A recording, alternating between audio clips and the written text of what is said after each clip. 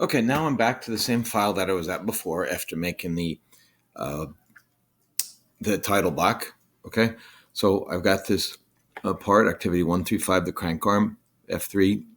All right, and now I'm going to go ahead and make a drawing. So let me go ahead. I'm going to click on the down arrow next to File, and I'm going to do Make a New Drawing. Okay, and I'm going to do it from the design from this particular part. Okay. Let's see, and I'm going to use the Mountie Paw template. See how under template says Mountie Paw? That's what's going to put that little Mountie Paw in the title block that I created. And then I'm going to click OK. And it should go ahead and make a drawing. Okay, there we go. Now, here is my part. Okay, now that's real small. I'm going to scale it up, make it a little bit bigger. Instead of 1 to 2, I'm going to change that scale to maybe 1 to 5. Does that look better? Oh, nope, that made it smaller. I'll make it maybe 5 to 1. We'll make that 1 to 1. Oh, maybe not. Let's see, 1 to 1. Maybe 2 to 1. How does that look? I think that's pretty good, 2 to 1. So we'll do 2 to 1 as our scale. Okay, we'll click OK. Now let me just go ahead and move that one so it's back on the part. There we go. Okay, next we're asked to go ahead and create what's called a detailed view. Okay, first I'm going to make an isometric view. So I'm going to make click on my front view, and I'm going to click on the drawing views, and I'm going to choose projected view, and then I'm going to go ahead and I want to make it projected up here. There we go. Now I'm going to hit. I'm going to make a view on the right as well. Okay, and then I'm going to hit escape. I'm done with those. My isometric view, as you can see, is kind of off the page, so I need to kind of move that back. Or maybe, no, I guess it's okay. I can scale it, leave it where it is. Okay, that looks good. Now, I'm going to right click my isometric view, and I want to go ahead and shade it. Let's see. We're going to go to Edit View. Click on Edit View. Okay, and when I edit View, there we go. Shaded with hidden edges. That looks fine. Actually, wait, shaded. I'm going to choose shaded. Looks good. And then we click OK. So it's there, that one's shaded. Next, I'm going to do what's called a detailed view. So we're asked to click on Drawing Views, and I'm going to choose Detail View. Now, if you mouse over it, what a detail view does, it shows a specific portion of a view as an enlarged scale. So I'm going to click on the Detail View, and now I'm going to kind of make a circle. My center is going to be kind of right around here, and I'm going to make my circle, let's see.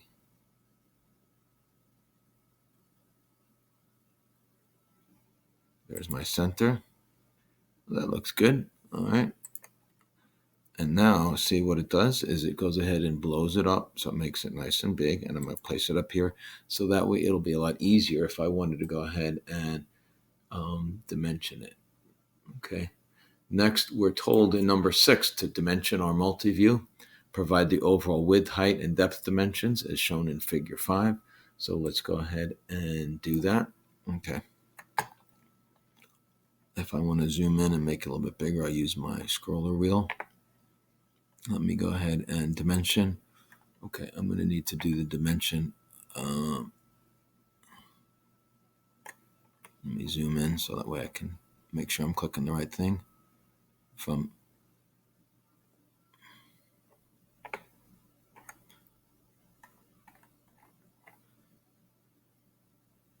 the left edge to the right edge. There we go. That gives me a width of 0.24. Okay. If I can't see it, I'm going to use the little hand pan. Notice the mounting pause there. Let's see. We're asked to go ahead and add a dimension. Well, first, actually, let me click on center marks for this hole and this hole. And we're going to dimension between those two center marks. So between this center mark and this center mark. Let's see, that's supposed to be, okay, that looks good.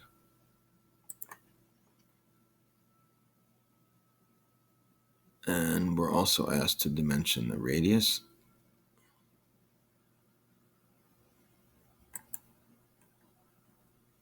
Oh, let me hit escape to get out of that. Okay, let me choose dimensions. Okay, I'm going to choose a radius dimension. That was the inside or the outside? I think that was the inside. So let me redo it, make sure I get the outside. Let me go down to dimension. I'm going to choose a radius dimension. Again, if I can zoom in to make sure I'm getting the right thing.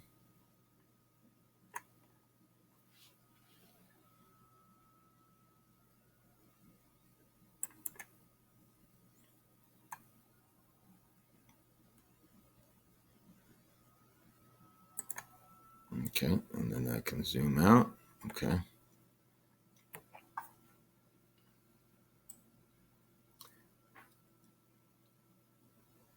Okay, so it says we need to have the overall width, height, and depth. Let me go ahead and fit.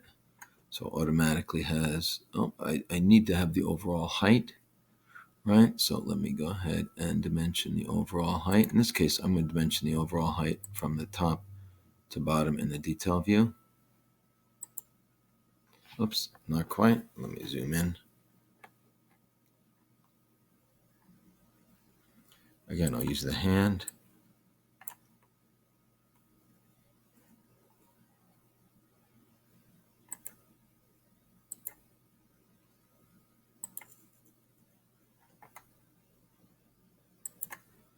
There we go.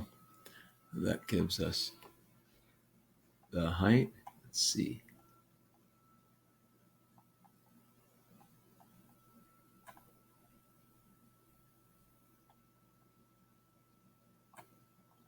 Okay, let's see.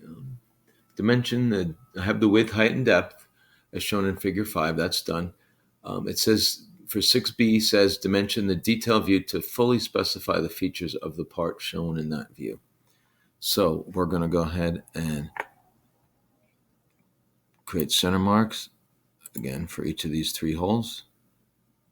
Just click each of those 3 holes. Looks good. Let's see. I'm going to go ahead. I did the outer radius. I'll do the inner radius now. So let me do the inner radius. I'll do a radius dimension. Inner radius. There's the inside radius. We'll do the radius of this one. Okay, and then the largest all the way on the inside is actually a diameter. So let me go ahead and choose dimension, and we'll do a diameter dimension. That's the circle on the inside. There we go. There's our diameter. Okay, I'm going to hit escape. I'm just going to move that. Move that. See if it lets me move it to a better place.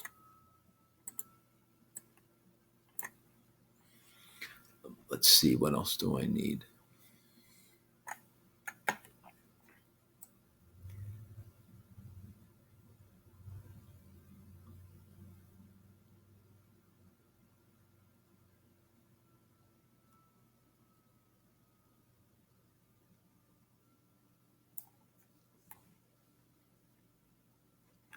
If we want to demonstrate the distance between these holes, I can go ahead and include that.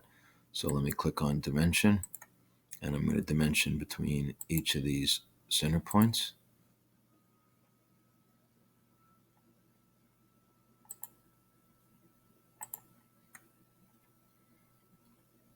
Let's see.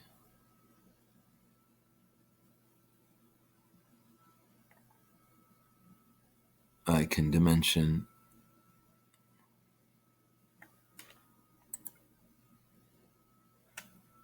an angular dimension if I go from one edge to the center point out to here. Oh, it's not allowing me because it's not an angle. That's right. Let's see. I know. I can do this edge relative to that. Is it giving me an angle? angular dimension.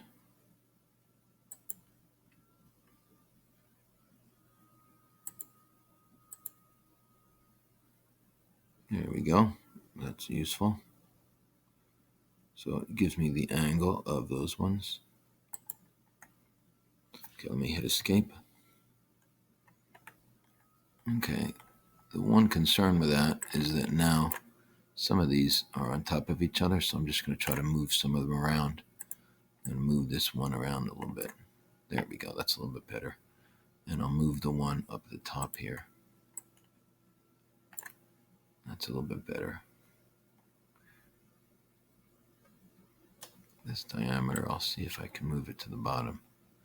That's a little bit better. That way we're not crossing lines. Okay, and I think that looks pretty good. We're going to go ahead. It tells us in the next activity and dimension this even more. Let's see. In their C, 6C, it says if necessary, and the space during, okay, increase the scale of the detail view to clearly show necessary dimensions. I think we got a lot of dimensions there. The note tells us you will not be able to add all the dimensions necessary to fully detail the part without dimensioning to hidden lines. For now, do not place dimensions other than the overall depth on the right side view. You will add more dimensions to this drawing in the next activity. Okay, so there we go. We are up through number 6 on activity 135.